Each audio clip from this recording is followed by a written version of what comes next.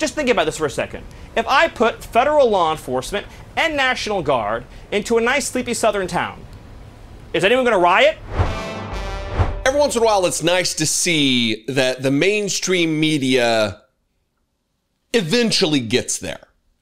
I've been talking about for weeks now Stephen Miller being the shadow president of the United States of America through several pieces of reporting, through things that he has said. We are learning that he controls, that there are cabinet members that are subordinate to Stephen Miller.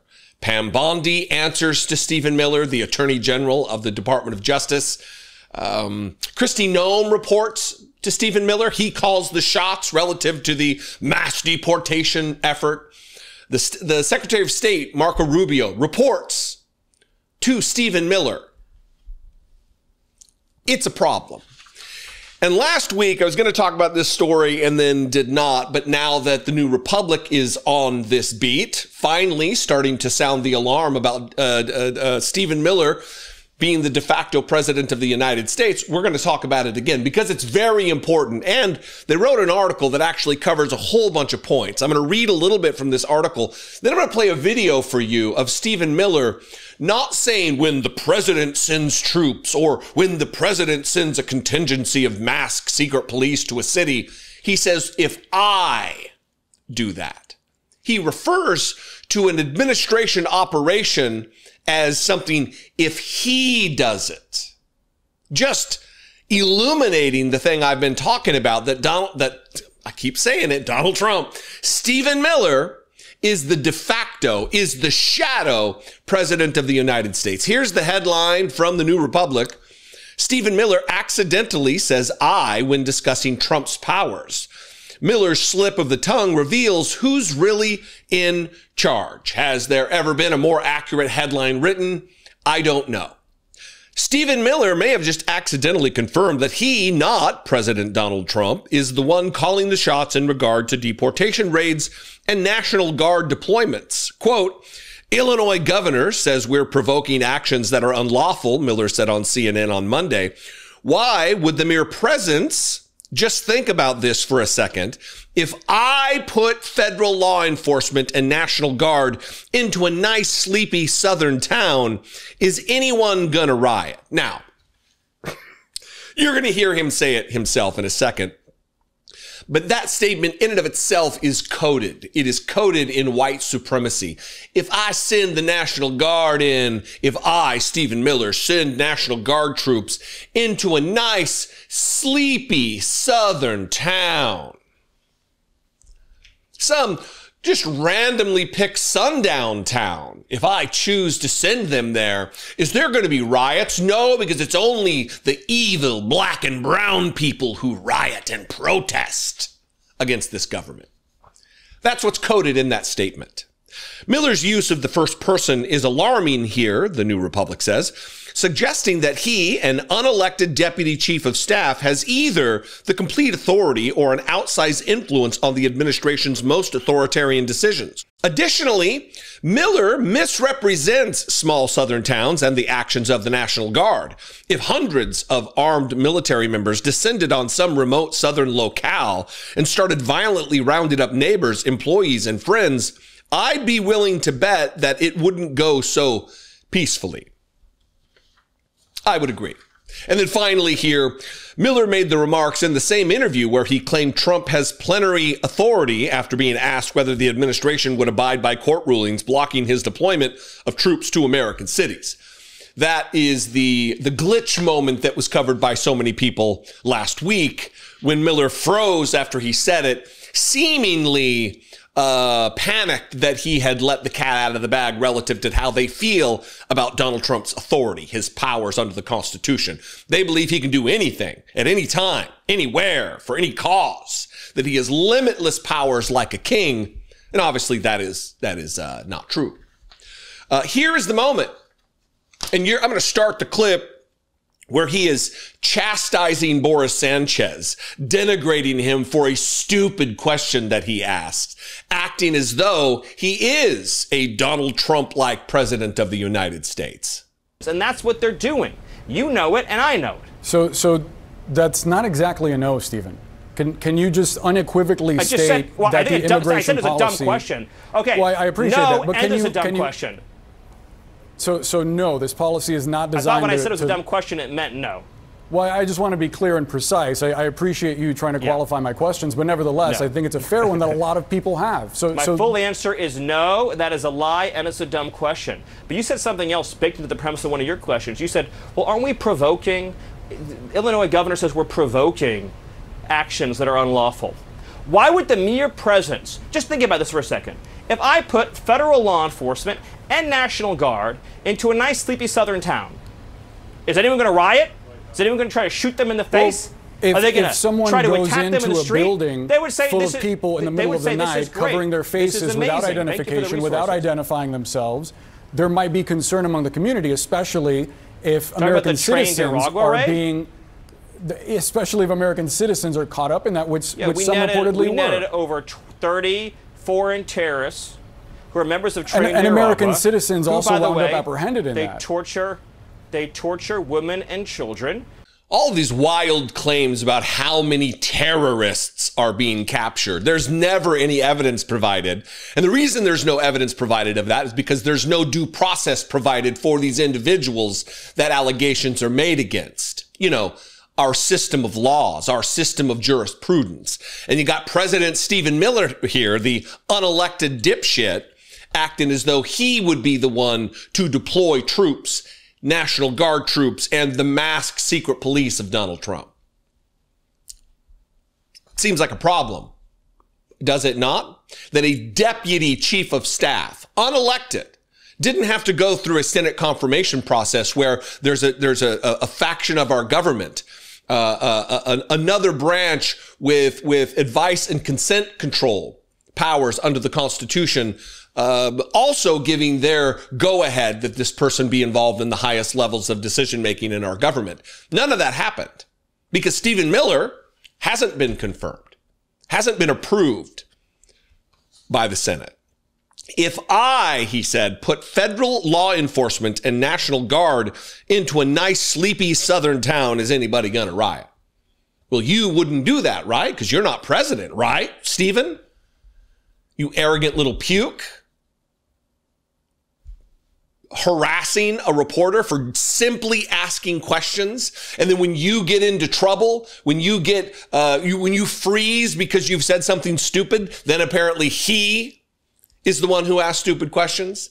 And even in his attempt there to well, here's another element of your question. When you said blah, blah, blah, blah, blah, actually, it was the governor of Illinois that said that. It's just attack mode. But the overarching issue here that is most important is the fact that Stephen Miller is the acting president of the United States, the shadow president of the United States. As much as Donald Trump loves recess appointments and interim appointments to different positions that are Senate confirmed type of appointments, he's really doing a doozy with this one, appointing someone to be president of the United States in his stead as he languishes in cognitive decline. It's dangerous for all of us, especially the most vulnerable in our country, immigrants and the traditionally marginalized and oppressed, as they try to strip away voting rights and a whole host of other unconstitutional things with the backing of the United States Supreme Court. The Trump-picked United States Supreme Court. Signing a letter of acceptance to build a Qatari Emiri Air Force facility at the Mountain Home Air Base in Idaho. This is largely a fake story. That's just not true. Another story that I held off on this weekend, and I'm glad I did because last night, yesterday morning on the Sunday shows, J.D. Vance gave this story new life, and I'm so glad he did because it is important. We have witnessed Donald Trump sell out the United States of America to hostile foreign powers time and time and time and time again. Donald Trump committed treason against the country, standing shoulder to shoulder with Vladimir Putin in 2017 or 2018 in Helsinki when he took the side of Vladimir Putin, who attacked our democracy, tried to diminish the power of our democracy in our country, posing a threat to national security. And Donald Trump sided with him. It's treason. Donald Trump now, we are apparently in this era of American history where if you give Donald Trump an expensive enough gift, he will bend over backwards to give you whatever you want, including up to and including a military base on American soil. We're talking about the nation of Qatar, Gutter, some people call it. And in 2017, oh, how things have changed so rapidly. Donald Trump was issuing statements indicting them, not legally, but used colloquially, indicting them for being a funder of terrorism, being a disseminator of radical Islamist ideologies that take the form of violence against the globe. And oh, how things have changed, how rapidly and wild that this took this is how this has gone. Watch Donald Trump from 2017, what he had to say about the nation of Qatar, that they're now giving a military base to in my home state of Idaho. The nation of Qatar, unfortunately, has historically been a funder of terrorism at a very high level. And in the wake of that conference, nations came together and spoke to me about confronting Qatar over its behavior. So we had a decision to make. Do we take the easy road, or do we finally take a hard but necessary action? We have to stop the funding of terrorism. I decided, along with Secretary of State Rex Tillerson, our great generals and military people, the time had come to call on Qatar to end its funding. They have to end that funding and its extremist ideology. So that is the nation we're talking about. And here's Pete Hegseth from late last week, where he's calling a member of the Qatari royal family, Your Excellency, really doing what Pete Hegseth does best, which is kiss ass, which is be a brown noser, which is to perform Republican eroticism in the way of just yearning for the boot of tyranny upon his neck. Here he is announcing that he is proud that we're signing a letter of acceptance to build a Qatari Amari Air Force facility in Mountain Home, Idaho. No one other than President Trump could have achieved the peace that what we believe will be a lasting peace in Gaza. And Qatar played a substantial role from the beginning, working with our folks to ensure that came about. So I want to thank you for that historic peace. We look forward to joining the president as that gets, it's already been delivered, but as that's formally signed as well.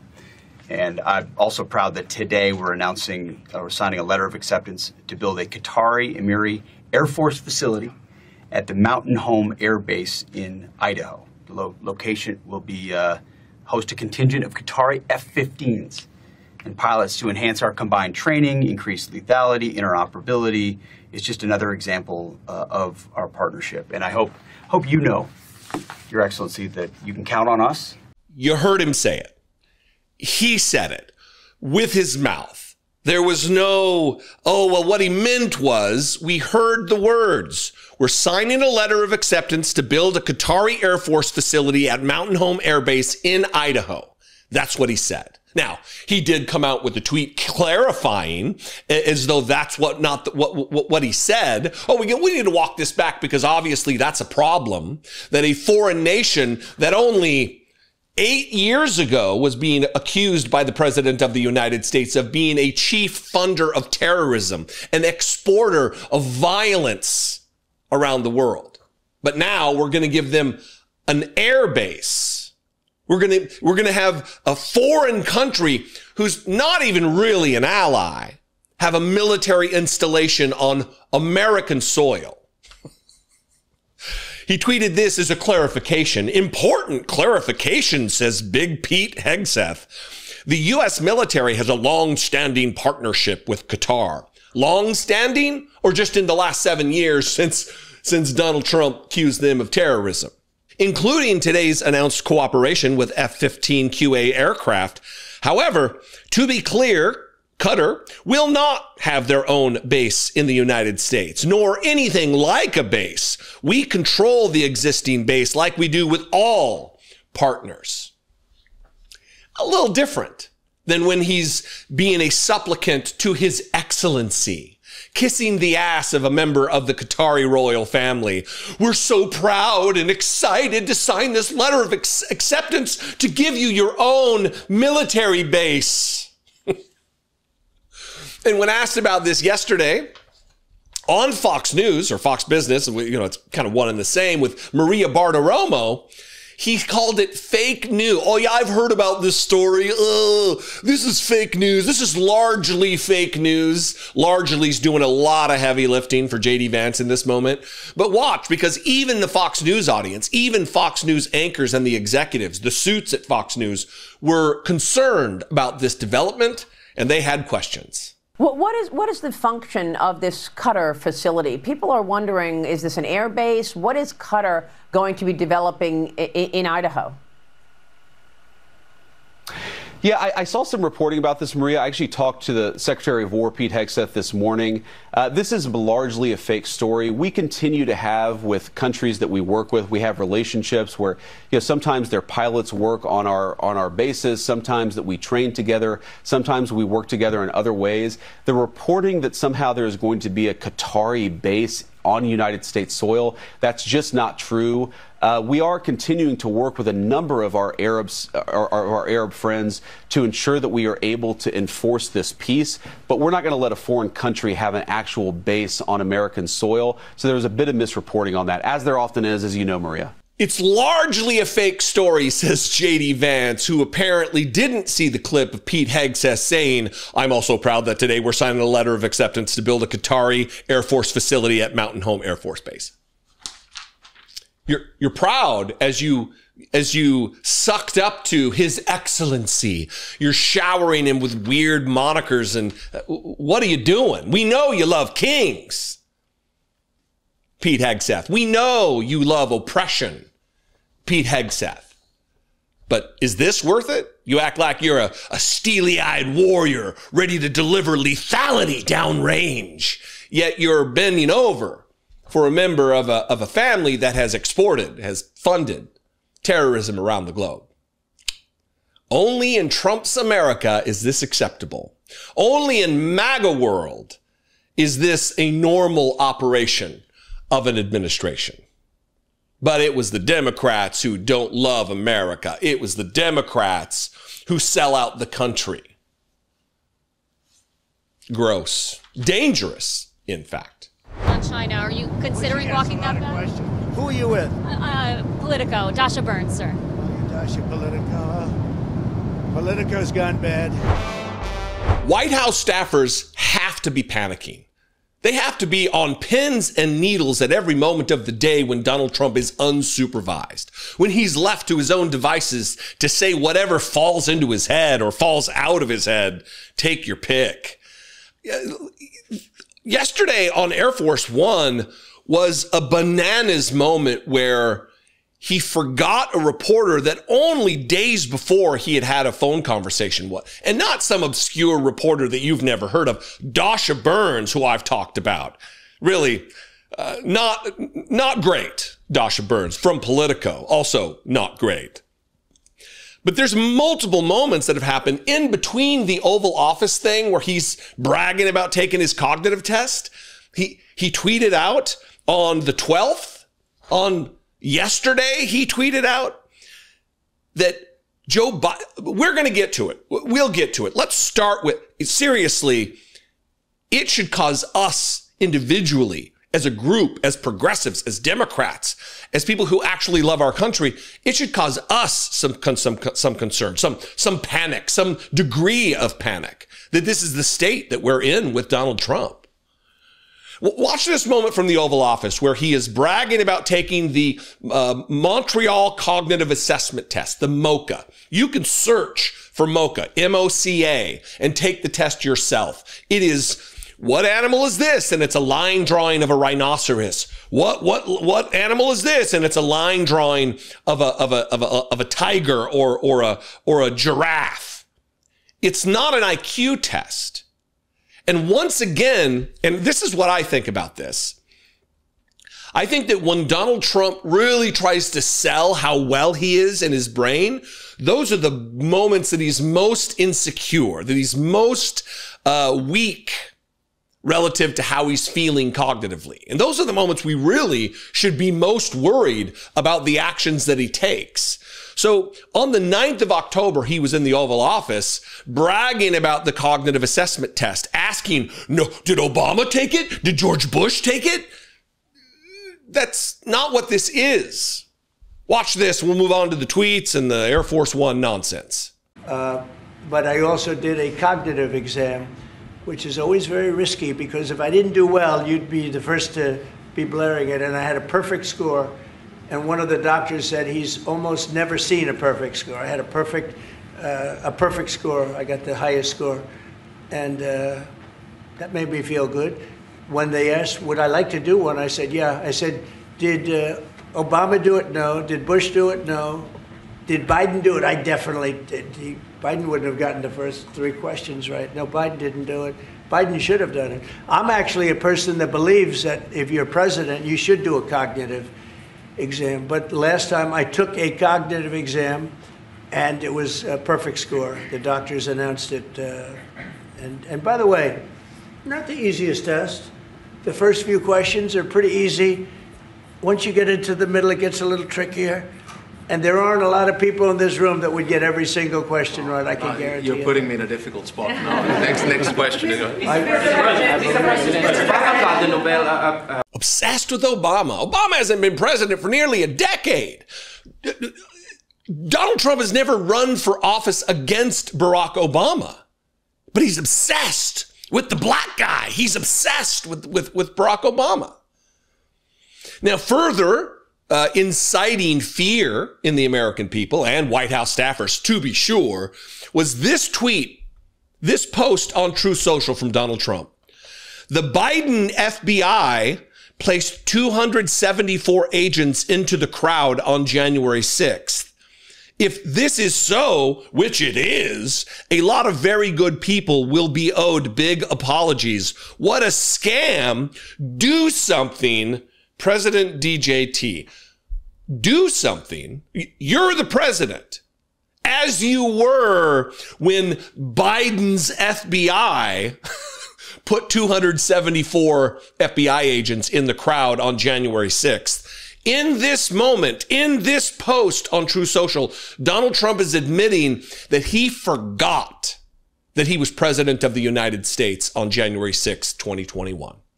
Joe Biden would not be president, would not be in charge of the FBI until the 20th of January at noon. Donald Trump still had 2 weeks as president. Donald Trump acts like, oh, as Nancy Pelosi was supposed to do the National Guard, I was going to do it. Does he forget that he sat in the Oval Office for hours as the insurrection played out on national TV? That's a problem, is it not? That you don't remember when you were president? That you're alleging that Joe Biden, who had no control over the government whatsoever, who hadn't been in the Oval Office as an elected leader since years before? This is alarming. So here, I'm going to start with this from Dasha Burns, because on the 8th, on the day before the Oval Office clip I just played for you, Dasha Burns posted this on Twitter saying she had just gotten off the phone with Donald Trump and had a conversation. And it's this message, it's this video that I'm getting ready to play from her tweet that gives me the most problems with how she comports herself as a journalist, as she's really lathering up Donald Trump and slathering on the praise and how energetic he is and how much hard work he's doing. It really is just weird ass kissing and brown nosing on the part of someone who is a constitutionally protected member of the free and fair press, who doesn't need to do all of this gross suck up shit. Watch this from her, and then we'll move on to the Air Force One nonsense. Hey guys, I just got off the phone with President Trump. I called to ask how he's feeling after announcing this momentous deal, historic deal, a phase 1 peace deal between Israel and Hamas. This means that hostages are going to be released shortly. It means that the killing will stop. There's going to be a ceasefire, a lot more work to do from there. But the president picked up the phone just after 10 p.m. tonight. He told me, quote, "I feel good. It's a great deal for the world. It's a beautiful deal." We only spoke for 10 seconds or so. He told me he had to run. He apologized, but it sounded like he was in the middle of a lot of work. He sounded really energetic at this late hour, and it was a long day, clearly, of work for him and his team, and it doesn't look like it's ending anytime soon because there's still a lot to get done here. But his tone, his energy has reflected so much of what I've been hearing from other White House staff and allies, basically people feeling incredibly proud in this moment, feeling validated in their team's approach to getting this thing done and getting ready for a lot more work ahead. So he just talked to her. He talked to her on the 8th. Late at night on the 8th, almost into the 9th. And then here he was, she's asking him questions. He doesn't want to talk about the things that she's talking about, that she's asking questions about. He wants to talk about all of the wars that he solved, not ended. He solved them like it was a riddle or a wordle or something. And he freaks out a little bit. At the end of it, at the end of this clip, he's like, "Who are you? Who are you?" He has no idea who she is. And let me say this before I play the clip very briefly. These reporters, especially reporters of note, have a lot more cozy relationship, close relationship with the White House and the president himself than you might imagine. They are in close proximity to, they're in close quarters with. She's in the Oval Office asking questions a lot. They know each other by name.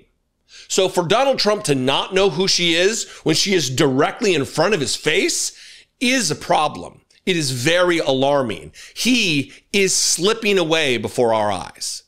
Watch this moment from Air Force One. It's not going to be good for him. President Xi of China, you've been truthing about another world leader. You said not to worry about China, but he's been putting out some tough statements in regards to your tariffs, sir. Are you planning to speak with him? When's the last time you spoke? We're putting out tough statements because we are taking in hundreds of billions of dollars, not only from China, from other countries. We've become a wealthy country again, and the tariffs have given us diplomatic strength. They've given us negotiating strength. I settled a few of the wars just based on tariffs. I said, as an example, with India and with Pakistan, I said, if you guys want to fight a war and you have nuclear weapons, I'm going to put big tariffs on you both, like 100%, 150, and 200%. No, don't do that. I said, I'm putting tariffs. I had that thing settled in 24 hours. If I didn't have tariffs, you could have never settled that war. You do that better than anybody, McGee. First, more tariffs on China. Are you considering walking that back? Who are you with? Politico, Dasha Burns, sir. Dasha, Politico. Politico's gone bad. They've been so wrong about everything. Politico has been so wrong about everything. Let's get somebody else to ask some questions. You mind? Is that all right? Because Politico is fake news. That should alarm you as much as it alarms White House staffers. Now, to drive the nail home about what an ass kiss Dasha Burns is, at the end of the exchange, at the end of the little press gaggle on Air Force One, she wants to drive home, you know who I am, but if you don't remember, please ask Karoline Leavitt. She'll vouch for me, she says. We may very well do it. We may not, but we may do it. I think it's appropriate to bring up. Yeah, I want to see the war settled. Thank you very much. Tell them to be honest and not honest. Hey, sir, talk to Karoline. She'll vouch for him. Okay. Thank you. Thanks, President. Thank you. My first time on the plane. Oh, really? Just what we need, Karoline Leavitt vouching for someone. It tells us everything we need to know about who you are, Dasha Burns, that Karoline Leavitt will vouch for you. Because you know who Karoline Leavitt's not going to vouch for? You probably don't know who I am, but me. Anybody who's actually doing the resistance work to push back against fascism, which is where we are. And if you're an American, whether you're a journalist, an unbiased journalist or not, you need to be doing the work to push back against authoritarianism. It is part of your protections under the Constitution that you should be following through on. Instead, this is what we've got. What do you think? I invite you to this conversation. You can have it in the comments below the video, wherever you're watching it. You can also call my voicemail line, 714-576-4054. And of course, as always, you can email me, daily@dollemore.com. I don't think there's anything going to get me in heaven, okay? I really don't. I think I'm not maybe heaven bound. I may be in heaven right now as we fly in Air Force One. I'm not sure I'm going to be able to make heaven. But I've made life a lot better for a lot of people. I'm not quite there yet, but I can imagine when I get to be about 80 years old, I got decades and decades and decades left. But when I do get to be a little older, I'll probably start coming to grips with my mortality. I don't believe in an afterlife. It's not part of my worldview. But who knows? You know, maybe if I get to 80, unlikely. But if I do get to 80, maybe I will start taking stock of my life and I don't believe this is going to happen, but, you know, renegotiating with my beliefs about the afterlife. And apparently Donald Trump's doing the same thing right now. Donald Trump in no way is a Christian. Donald Trump in no way believes in God or has any understanding of any doctrinal differences between different flavors of Christianity. He's not that guy. He claims to be, and many, many, many evangelicals try to sell him as that. He's their David. He's their man after God's own heart who led a nation. Even though he was flawed, he was still loved and adored by God. This is what you hear from these people. I know people who have been in my life who do believe earnestly that Donald Trump is a mighty, righteous man of God who attends church every weekend. Yeah, they're stupid, to be sure, but it's really something they believe. And Donald Trump right now is becoming more and more obsessed, fixated on whether or not he's going to go to heaven or hell. And Peter Doocy asked him about this, about his legacy, and whether or not the Ukraine war will help his legacy or help him get into heaven, since it's something he's brought up on multiple occasions. And Donald Trump launches into this pattern of doubt that ultimately he doesn't think he's going to go to heaven. And that it's a binary. For Christians, it's a binary. If you don't go to heaven, there's only one other place to go when you die, and that's hell. So in this clip, Donald Trump is communicating to the world that he thinks he's such a terrible person that he's going to burn in hell when he dies. Go ahead. You had talked a couple weeks ago, you were doing an interview, and you talked about how you hope to end the war in Ukraine because it might help you get into heaven. How does this help? Does this help? I mean, you know, I'm being a little cute. I don't think there's anything going to get me in heaven, okay? I really don't. I think I'm not maybe heaven bound.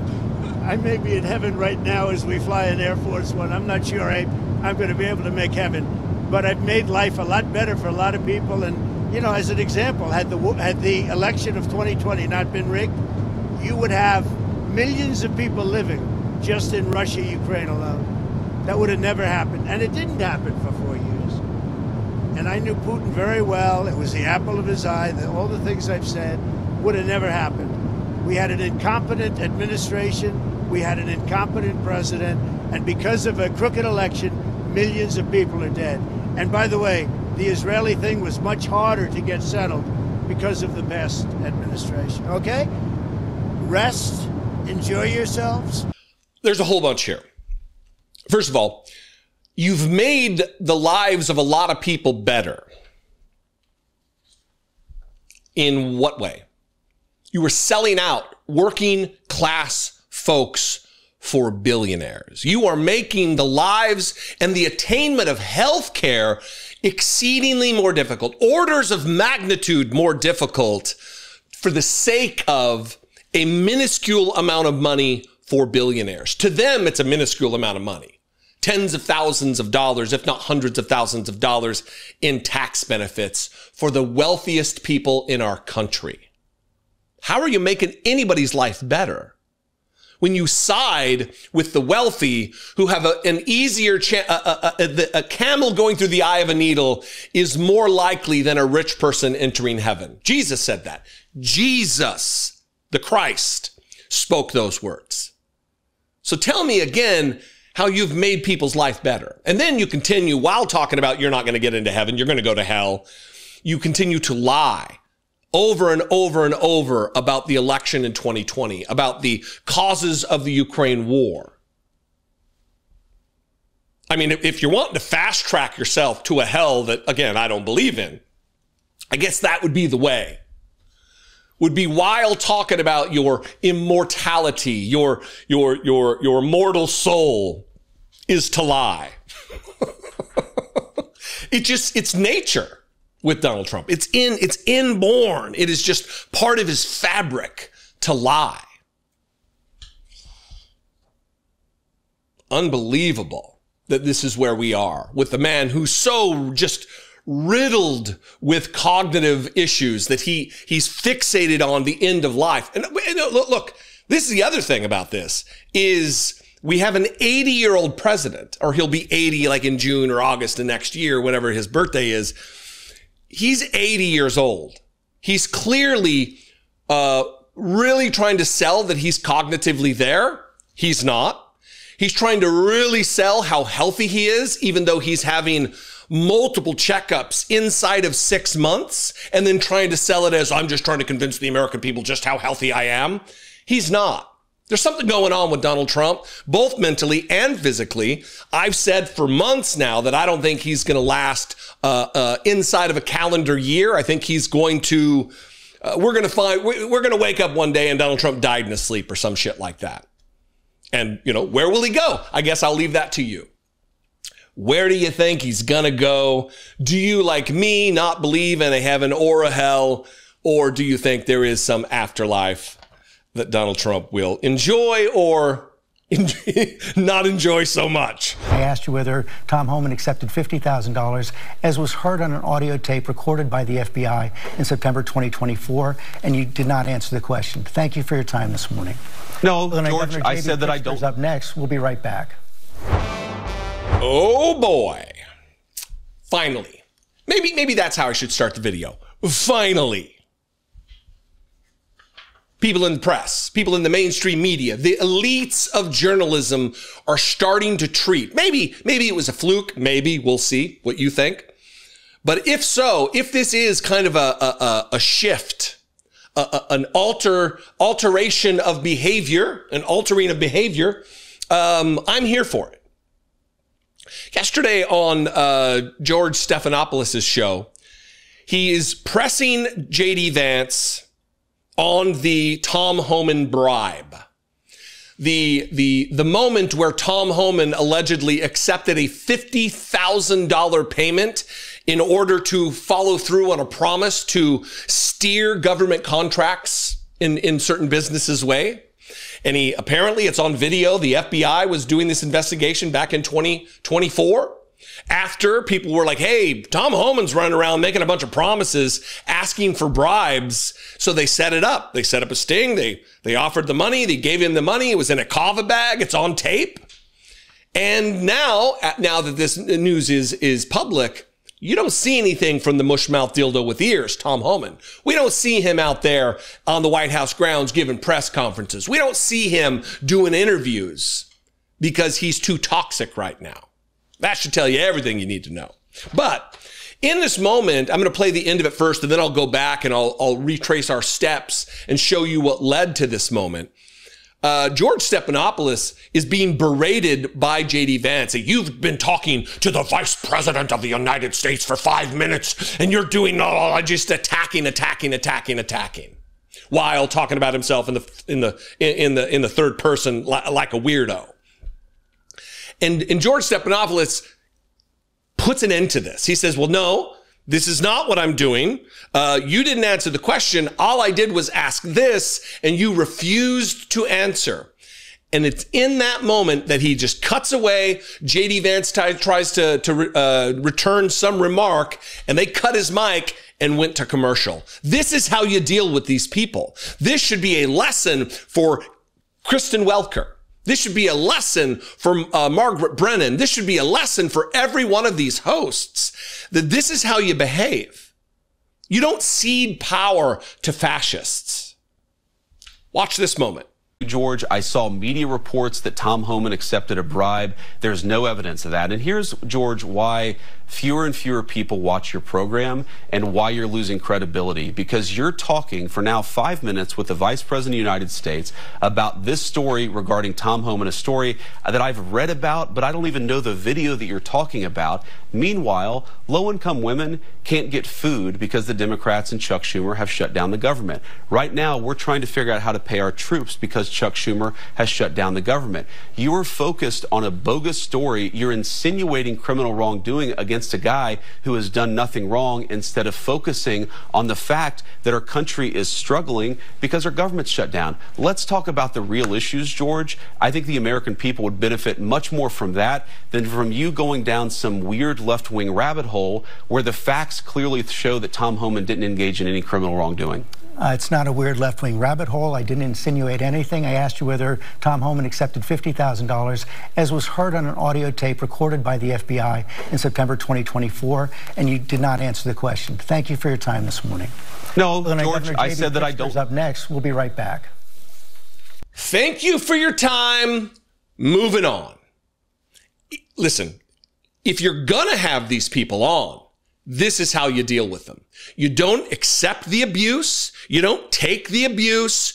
You let them not answer the question, and then you end the interview reminding the audience what the question was and pointing out that an answer was not given.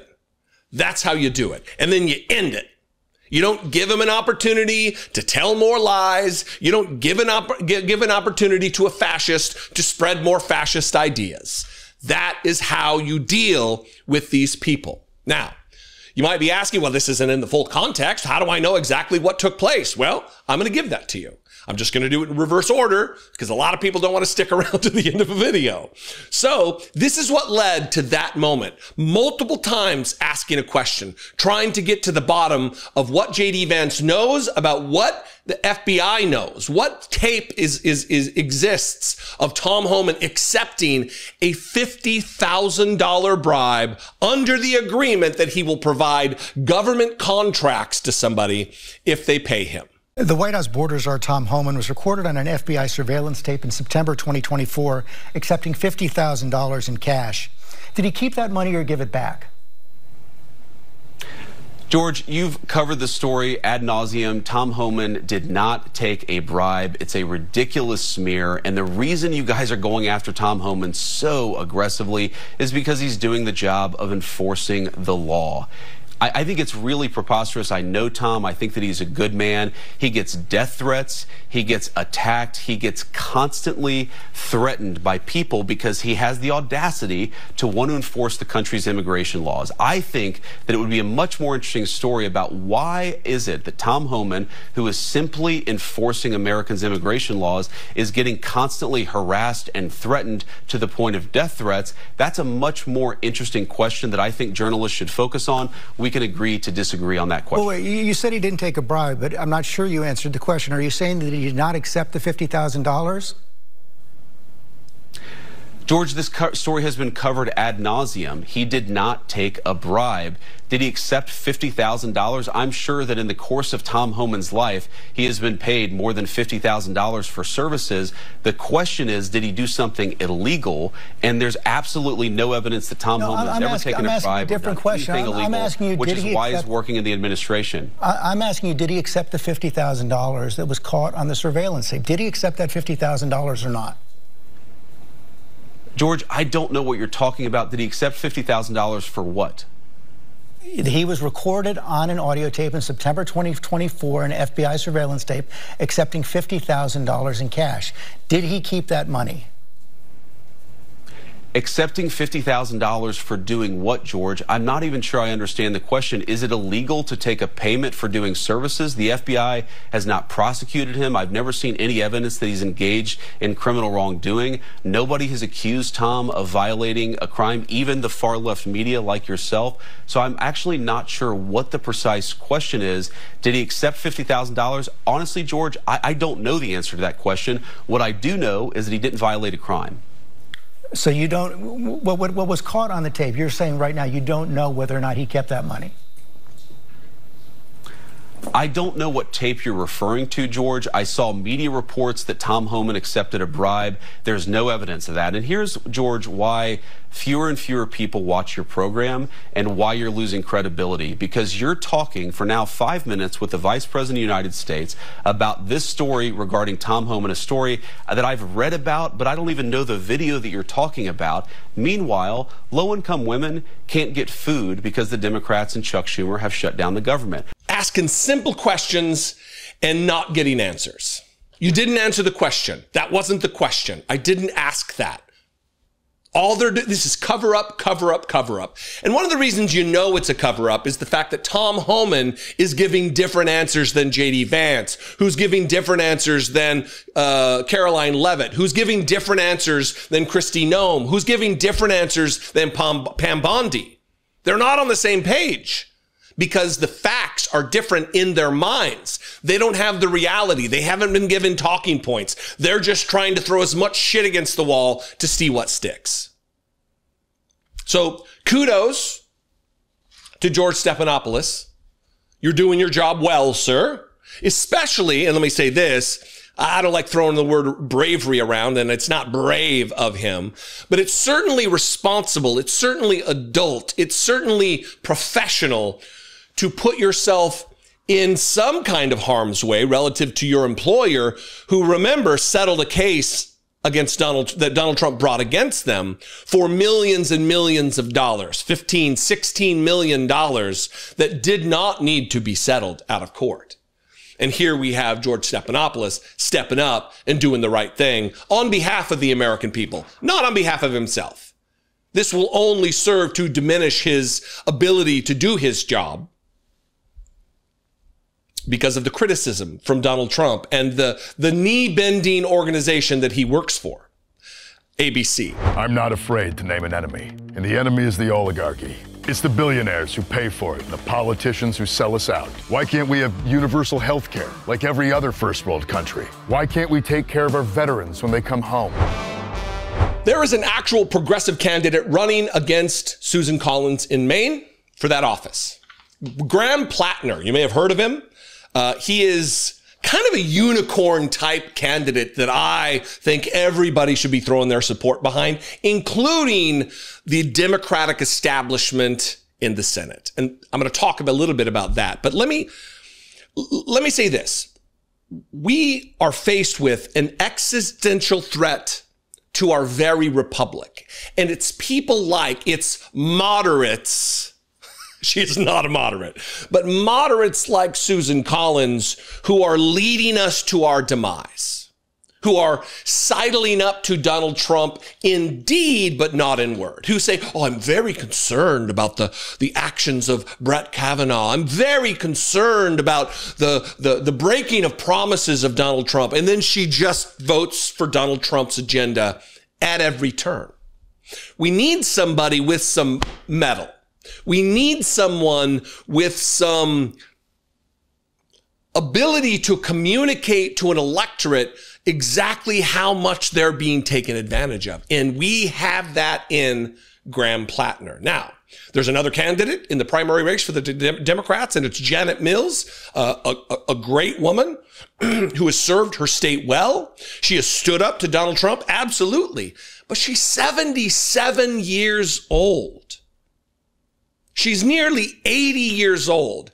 If she were to win the race, she would enter office in 2025? She'll enter office in 2027. 2 years from now, she might be 79, and then she has 6 years. She'll be in her mid-80s. These people should be thanked for their service and then sent off to retire. Enjoy the remainder of your life in peace. Also, she's not my candidate. She's not as progressive as I would like her to be. I want someone who can speak to the economic anxiety of Democrats and Republicans, who can make a case for a convincing argument for bettering our situation in this country. And that is who Graham Plattner is. But he's too liberal, too progressive for corporate Democrats, including Chuck Schumer and Kirsten Gillibrand, who runs the Senate campaign organization. Now, I'm going to read from this Politico article. I got like 3 paragraphs here, and then I'm going to remind you who he is. And if you're already convinced, I put a donation link to his campaign in the description below. If you've got $2, $3, $4, $5, $20, $100, go donate to this guy's campaign and help him change the fabric of American politics through his unique and effective style of communicating with people and convincing people who might not otherwise to come on board and support his campaign. This is the Political headline. Graham Plattner has a growing Senate fan club. The Maine oyster farmer is winning praise from some Democrats as he prepares to face Chuck Schumer's dream recruit. You see, and this is politics. You know, I got my criticisms for Chuck Schumer, and I probably always will. He is not decisive enough. He's not a leader, I don't believe. I think he's a milquetoast, middle of the road, go along to get along kind of a politician. He's not built for this moment. He was great 20 years ago when things were vastly different. But right now, in this moment, with fascism here on the shores of our nation, we need a different style of leader, a different type of leader. This is from Politico. Senate Democrats are warming up to an upstart oyster farmer in the crucial Maine Senate race. Now they'll have to decide if they are willing to snub their party's dream recruit to support him. Dream recruit, 77-year-old lady. So far, Graham Plattner only has one public endorsement from a sitting senator, Vermont independent Bernie Sanders, but more than a half dozen Democratic senators sang his praises in interviews this week, even as Minority Leader Chuck Schumer grows closer to landing his top recruiting star to run against Susan Collins, not Plattner, but Governor Janet Mills. So I guess technically she's not in the race yet. Senator Martin Heinrich, a Democrat of New Mexico who praised Plattner in a recent Twitter post, said in an interview that he has written Plattner's campaign a check. He is also showing Plattner's viral social media videos to colleagues. Quote, "I really appreciate people who are good communicators," Heinrich said. "Graham is somebody who can go anywhere in Maine and genuinely connect with people. We need more candidates like that." Now, if you watch my content at all, if you watch this show at all, you know that I have a special place in my heart for people who can communicate politics well. Bernie Sanders, AOC, these types have the ability to reach across the aisle and to touch the hearts of individuals, to change hearts and minds about things that they traditionally wouldn't in the team sport of politics.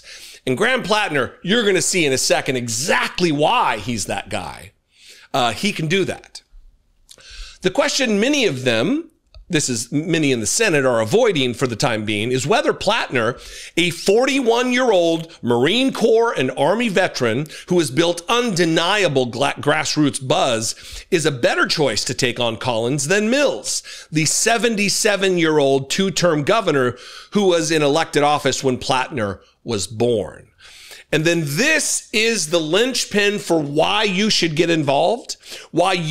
Because if the Democratic establishment isn't going to support the candidates that are best for Maine, that are best for the party, that are best for the country, then we need to do it ourselves. We need to take up the mantle of leadership that they have surrendered and support this guy's campaign to get him into office. And this involves Kirsten Gillibrand not supporting him. Neither Chuck Schumer nor Senator Kirsten Gillibrand, Democrat of New York, the Senate Democratic campaign chair, has reached out to Plattner, according to a person granted anonymity to describe private conversations. Plattner, for his part, has said he won't support Schumer for party leader if he wins the election. That should have no bearing on this. So again, there's a link in the description if you've got a few dollars, support this guy's campaign. If you are a progressive, support this guy's campaign. If you're more of a Janet Mills type of Democrat, do your thing. Support her campaign, I guess. But I am here for Graham Plattner, and not just because he's also a former United States Marine. I mean, it doesn't hurt, but it's because of this video, which kind of was his launch video. It gives you a flavor for who he is, how he thinks, what motivates him, and who he stands for. This is Graham Plattner. What I love most about Maine are the people. I have never met people who are more hard scrabble, even in a place that requires you to work like 2 or 3 different jobs. We have watched this state become essentially unlivable for working class people, and it makes me deeply angry. My name is Graham Plattner, and I'm running for U.S. Senate in Maine to defeat Susan Collins. A decade of military service going overseas, farming oysters to feed my community, diving to lend a hand to other fishermen, trying to start a family. But everywhere I've gone, it seems like the fabric of what holds us together is being ripped apart by billionaires and corrupt politicians, profiting off of destroying our environment, driving our families into poverty, and crushing the middle class. I did 4 infantry tours in the Marine Corps and the Army. I'm not afraid to name an enemy, and the enemy is the oligarchy. It's the billionaires who pay for it, and the politicians who sell us out. And yeah, that means politicians like Susan Collins. I'm not fooled by this fake charade of Collins' deliberations and moderation. The difference between Susan Collins and Ted Cruz is at least Ted Cruz is honest about selling us out and not giving a damn. People know that the system is screwing them. They know it in their bones. Nobody I know around here can afford a house. Healthcare is a disaster. Hospitals are closing. We have watched all of that get ripped away from us, and everyone's just trying to keep it all together. Why can't we have universal health care like every other first world country? Why can't we take care of our veterans when they come home? Why are we funding endless wars and bombing children? Why are CEOs more powerful than unions? We fought 3 different wars since the last time we raised the minimum wage. I'm not pretending to have all the answers, but I know that I'm asking the right questions. When I tell people around here that I'm running for Senate, sometimes the initial reaction is, what the but when I tell them why I'm doing it, because I truly do believe that we can build a system that is going to represent working people, the #1 response has been, well, thank God somebody's going to do it. You're supposed to fight for the things you love. This is our home, and I will fight tirelessly for it, for you. It's Mainers first, in Maine, always. That's a guy who could get shit done. That is a guy who has answered the call of his country, already serving in combat in not only the United States Marine Corps, my Marine Corps, but in the Army. Talk about an overachiever. So look, again, if you got $2, $3, $4, if you've got more than that, help support this campaign. It's grassroots support that we've seen lift up candidacies like Bernie Sanders and AOC's and so many others. And this is a guy who can communicate. He looks the part. He is the part. He's the guy. I'll leave it to you. I appreciate your consideration.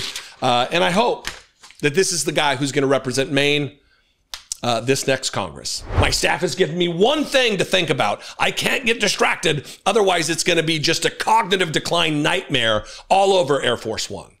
And that's a gross cleanup. I don't know if you know. It's pretty messy. So I'm going to wrap with this.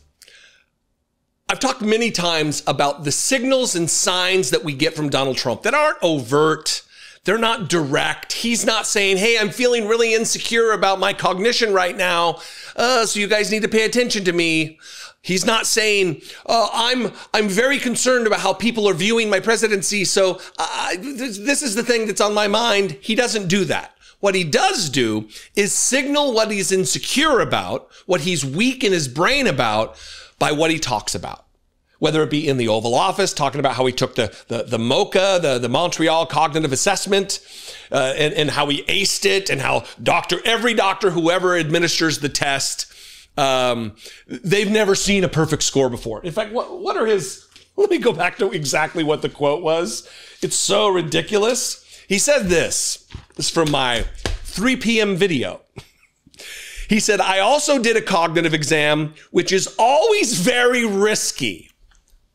Is it really risky, Donald Trump? Here, I'll just play that portion of this clip to give you the flavor of what I'm talking about. I also did a cognitive exam, which is always very risky because if I didn't do well, you'd be the first to be blaring it, and I had a perfect score. It's not an IQ test. It's a test to recognize dementia. It's a test that's given to people who are at risk of Alzheimer's or some other memory disease or in the throes of it, to make an assessment about how bad it's gotten for them. It's not to tell how smart you are. You don't ace this test, right? So how would it be risky? If I were to say, I would love to take a cognitive exam, this particular cognitive exam, but it'd be really risky.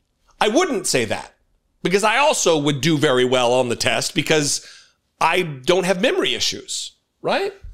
So Donald Trump, when he's feeling insecure, talks about the issue, really drones on about it. And it's exactly what he did yesterday, except it's not about his memory that he's whining about on Air Force One. It's about the thing that he's got implanted in his brain. It's the only thing he can focus on. The White House staff has set his attention to peace talks, he's on his way to Israel.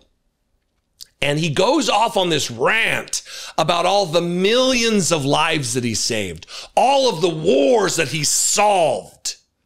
No, he didn't end the wars. He didn't help negotiate an end to the conflict. He solved the wars. And it starts off kind of how you would expect, and then it just ramps up into crazier and crazier and crazier and more cognitive diminishment. It's scary. It's scary for us as an electorate, as citizens of this country who only have only one president, unless you count the shadow president, Stephen Miller. There's only one guy. And if this is it, we got a lot of problems, even more than we have without Donald Trump being addled. Watch him, and then we'll talk about it on the other side. Both of your elections, the biggest issues were the economy and immigration. Now you're getting credit from Democrats and Republicans for this Middle East peace deal. Where does it fit? Where do you think it fits into your legacy? Well, look, this will be my 8th war that I've solved. And I hear there's a war now going between Pakistan and Afghanistan. I said, I'll have to wait till I get back. I'm doing another one because I'm good at solving wars. I'm good at making peace. And it's an honor to do it. I saved millions of lives. Millions of lives. Now, in all fairness to the Nobel Committee, it was for 2024. And this was picked for 2024. But there are those that say you could make an exception because a lot of things happened during 25 that are done and complete and great. But I did this not for Nobel. I did this for saving lives. I mean, we've saved millions of lives. Think about India, Pakistan. Think about some of the wars that were going on for years. We had one going for 31, one going for 32, one going for 37 years, with millions of people being killed in every country. And I got every one of those done, for the most part, within a day. It's pretty good. One of the world leaders, sir, What do you think you can take from these negotiations and this peace process into Moscow and try to end the Russia-Ukraine war? I think what you can take is that never give up. Just never give up. Last week they killed over 7,000 soldiers, mostly soldiers. And a little bit more, frankly, Russian soldiers than Ukraine soldiers last week. But think of it, every week they're losing from 5,000 to 7,000 soldiers. It's ridiculous. And I thought that would be one of my easier ones. I mean, when you settle something that's been going on for 31 and 32 years, that's, in theory, a lot harder than setting, something that's been going on for 3 years. But this is a war going on for 3 years, should have never started. Frankly, I give Ukraine credit for doing so well. I mean, they're good fighters. They're very good fighters. I really think that President Putin would look great if he got this settled. And I think he's going to settle it, but we're going to see. He solved 8 wars. But now there's a new one on the horizon. Not only did he solve the India-Pakistan war, all-out war, there was no all-out war. He's also now, maybe he's going to have to get back and start on this next one with Pakistan and Afghanistan. Apparently, Pakistan's just champing at the bit to be in war. They want to give Donald Trump the opportunity to shine and solve his wars. He's good at solving wars, he says. He's good at peace. And then proceeds into all of the excuses as to why he didn't win the Nobel Peace Prize. Well, that was for 2024. Obviously, I would have wanted, if it was now, next year, he's a shoo-in, apparently, to win the Nobel Peace Prize. And all of these things were solved within a day. This signals, and it should signal to you, but this certainly signals to me that this is the thing that Donald Trump is most insecure about. He's also, they set his attention to it, and he has to be laser focused on one thing. In this moment, several different reporters tried to ask him questions, and he got pissy. He got testy. He got grumpy because don't distract me from my focus, from this one thing that I have to focus on. My staff has given me one thing to think about. I can't get distracted. Otherwise, it's going to be just a cognitive decline nightmare all over Air Force One. And that's a gross cleanup. I don't know if you know. It's pretty messy. Anyway, we're in a very tough spot in the United States. Listen, if you're out there in a non-United States country, if you're in Great Britain or Australia or France or some other nation, if you're in Japan, which I'll be there this week, by the way, we'll talk about that more tomorrow, but I'd love to hear from you about what your opinion, and when you as an outsider look in and see this, what are you thinking? I think it's important to get kind of a survey of what different nations feel and what they're hearing from their local media, from their domestic media about the situation in the United States. Let's do that in the comments. In fact, I think that would be fantastic. So other viewers they don't have access to my voicemail. They'll be able to see what people in foreign countries other than the United States, what they have to say, what they're seeing, what they're hearing, what they're reading about what the situation on the ground is, or in this case, in the air. Anyway, I'd love to know. Do that in the comments. If you have something else to share, you can share it on my voicemail line, 714-576-4054. And of course, as always, you can email me, daily@dollemore.com. I will ask, please, humbly ask you, if you have $2 a month, you want to help support this work, you want to help me reach the millions of people that I do, helping spread truth, helping spread awareness about the situation in our country. You can do so by clicking the join button below this video on YouTube to become a channel member, or go over to my Patreon page, patreon.com/IDoubtIt podcast. That's not just for the podcast. It absolutely supports this work here on YouTube, on Facebook, the show, Dollemore Daily. Anyway, I love and appreciate you very much. I'll see you next time. Be genuine and take care of one another.